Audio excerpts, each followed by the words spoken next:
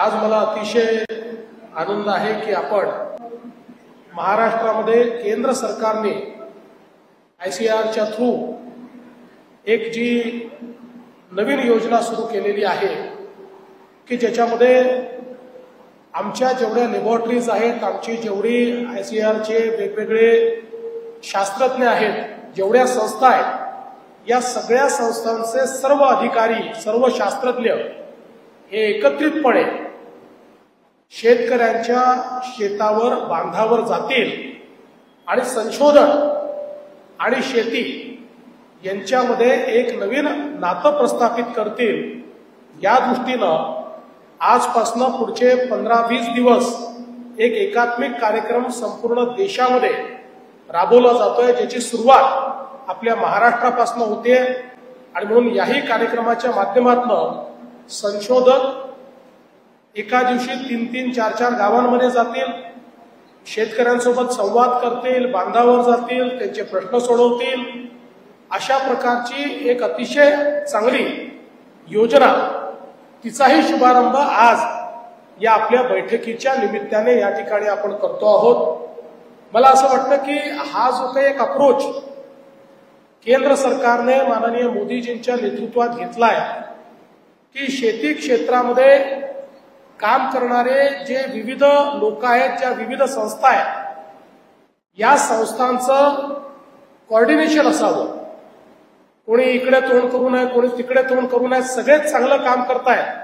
पण जसं आता मंत्री महोदयांनी सांगितलं की या कामाचं कोऑर्डिनेशन नसल्यामुळे त्याचा जो एक संयुक्तिक अशा प्रकारचा परिणाम आपल्याला दिसला पाहिजे, तो परिणाम दिसत नाही। आणि म्हणून तो परिणाम दिसण्याकरता होल ऑफ द गव्हर्नमेंट अशा प्रकारचा एक अप्रोच हा कृषी क्षेत्रामध्ये केंद्र सरकारने शिवराजसिंग चौहान साहेबांनी घेतला। आणि आम्ही देखील त्यांना सांगितलं की तुमच्या या whole of the government approach सोबत राज्य सरकारही होल ऑफ द गव्हर्नमेंट अप्रोचने या ठिकाणी मैदानात उतरेल।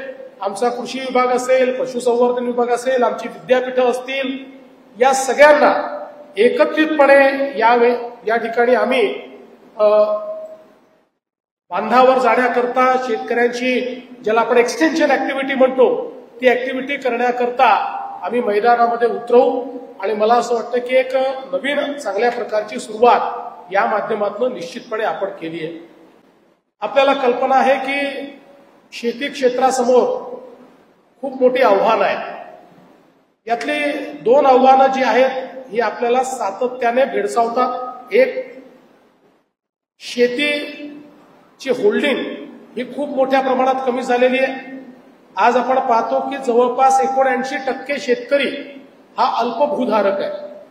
तो अल्पभूधारक असल्यामुळे त्या शेतीमध्ये गुंतवणूक करण्याची त्याची जी क्षमता आहे ती क्षमता कमी झालेली आहे। आणि दुसरीकडची अवस्था काय आहे, तर आपल्याकडे वातावरणातल्या बदलामुळे शेतीला जुन्या पद्धतीनं करता येत नाही, गुंतवणूक आधारित शेती आपल्याला करावी लागेल। प्रोटेक्टिव्ह फार्मिंग हे आपल्याला करावं लागेल। आणि प्रोटेक्टिव्ह फार्मिंग करायचं असेल तर शेतीमध्ये गुंतवणूक करण्याची आवश्यकता आहे। अशा प्रकारच्या दुष्टचक्रामध्ये आज आमचा शेतकरी फसलेला आपल्याला पाहायला मिळतो।